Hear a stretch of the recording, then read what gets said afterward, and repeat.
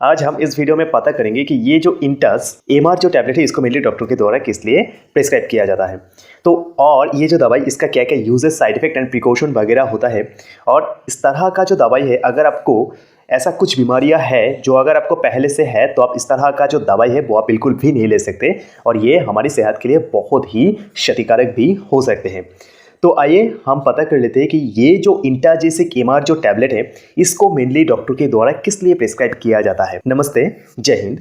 ये जो दवाई है यानी कि ये जो इंटाजेसिक एमआर जो टैबलेट है इसको तैयार किया गया है इंटस फार्मास्यूटिकल्स लिमिटेड के द्वारा और इसमें कंपोजिशन के तौर पे रहता है क्लोरजोक्साजोन जिसका क्वांटिटी होता है 250 मिलीग्राम यानी कि 250 मिलीग्राम और इसमें कंपोजिशन के तौर पे रहता है डिक्लोफिनाक जिसका क्वांटिटी होता है 50 मिलीग्राम और इसमें कंपोजिशन के तौर पे रहता है पैरासीटामोल जिसका क्वांटिटी होता है 325 मिलीग्राम और इसका कीमत होता है 113 रुपये। और ये जो दवाई है इस तरह का जो दवाई इसमें एक स्ट्रिप में 10 नंबर ऑफ टैबलेट ही रहता है। अभी अगर बात किया जाए यानी ये जो दवाई यानी कि इंटस एमआर जो टैबलेट है इसको मेनली डॉक्टर के द्वारा किस लिए प्रिस्क्राइब किया जाता है, यानी कि ऐसा कौन सा बीमारी है जो अगर हम लोगों को होते हैं तब उसको कम करने के लिए और उसमें से छुटकारा पाने के लिए क्या किया जाता है डॉक्टर के द्वारा इस तरह का जो दवाई है यानी कि इस तरह का जो दवाई है इसको प्रिस्क्राइब किया जाता है। तो आइए एक एक करके हम पता कर लेते हैं, तो वीडियो में अंत तक बने रहिएगा। तो ये जो दवाई है इसको मेनली प्रिस्क्राइब किया जाता है अगर कहीं पे भी हमारी जो मसल स्पазम होता है यानी कि हमारे शरीर में जो मांसपेशी होता है उसमें अगर किसी भी तरह से दर्द लग जाते हैं, उस तरह का जो दर्द है उसमें से छुटकारा पाने के लिए और जहाँ पर दर्द लग जाता है यानी कि जिस जगह पर दर्द लगता है उसमें अगर ज़्यादा मात्रा में स्वेलिंग होने लगता है या और इन्फ्लेमेशन होने लगता है यानी कि बहुत ज़्यादा मात्रा में फूल जाते हैं और उसमें सूजन आने लगते हैं,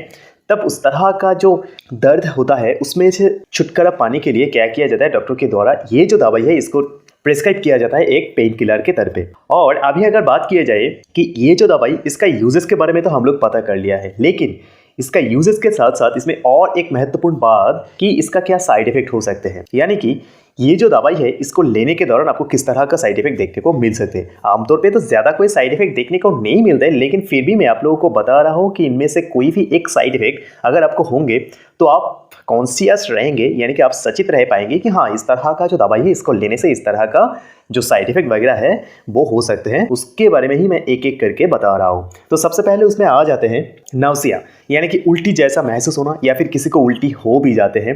हेडेक यानी कि सिर में दर्द होने लगते हैं और किसी को ऐसा भी देखा जाता है कि डिजीनेस यानी कि सिर में चक्कर जैसा एक महसूस होने लगते हैं। और उसके साथ साथ किसी को ऐसा भी देखा जाता है कि किसी का डायरिया जैसा प्रॉब्लम भी देखने को मिल सकते हैं। और उसके साथ साथ किसी को स्टोमक में पेन, ये जो स्टोमक में पेन होता है ये एक साइड इफेक्ट के तौर पर देखा जा सकता है, लेकिन ये बहुत ही कम मात्रा में होता है, देखा ही नहीं जाता है, लेकिन कुछ क्षेत्र में देखा जा सकता है, इसलिए मैं बता रहा हूँ। लॉस ऑफ एपेटाइट यानी कि हमारी जो खाने में जो रुचि होता है उसमें भी एक बदलाव देखने को मिल सकता है, यानी कि वो रुचि जो होता है उसमें घाटी आने लगते हैं। और उसके साथ साथ ड्राइनेस इन माउथ यानी कि मुंह में सूखापन आ जाता है। ये जो साइड इफेक्ट वगैरह मैंने बताया है ये बहुत ही कम मात्रा में होता है, देखा ही नहीं जाता है, फिर भी मैं आप लोगों को बता रहा हूँ सिर्फ इसलिए कि इसमें से कोई भी एक साइड इफेक्ट अगर आप लोगों को होते हैं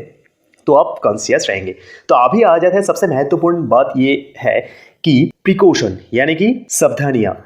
ये जो दवाई है इसको लेने के दौरान आपको किस तरह का जो सावधानियां हैं वो आपको बरतनी पड़ेगी। तो उसमें सबसे पहले आ जाता है कि आप किसी भी तरह का जो अल्कोहल होता है और उसके साथ साथ जो स्मोकिंग वगैरह होता है वो आप बिल्कुल भी नहीं कर सकते क्योंकि इसको सेफ नहीं माना जाता है। और उसके साथ साथ अगर कोई ड्राइविंग करना चाहता है तो उन लोगों को तो खास करके मैं यही बताऊंगा कि ये जो दवाई है इसको लेने के 10 या 15 मिनट के अंदर आप किसी भी तरह का जो ड्राइविंग होता है उसको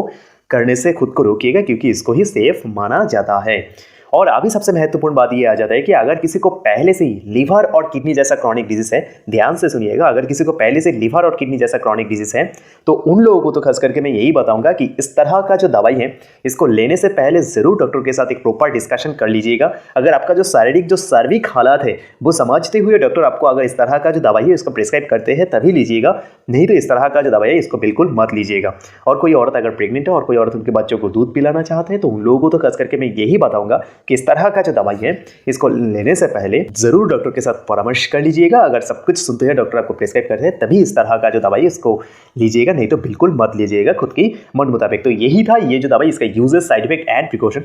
अगर ऐसे एजुकेशनल वीडियो से आप लोगों को थोड़ा सा भी वैल्यू मिलती है तो ज़रूर आप लोगों के प्यार की तरफ चैनल को लाइक एंड सब्सक्राइब करना मत भूलिएगा, क्योंकि ये तो आपके लिए फ्री होता है लेकिन इसमें से हमें बहुत फ़र्क और मोटिवेशन मिलते हैं। तो मिलते हैं अगली वीडियो में, तब तक के लिए जय हिंद।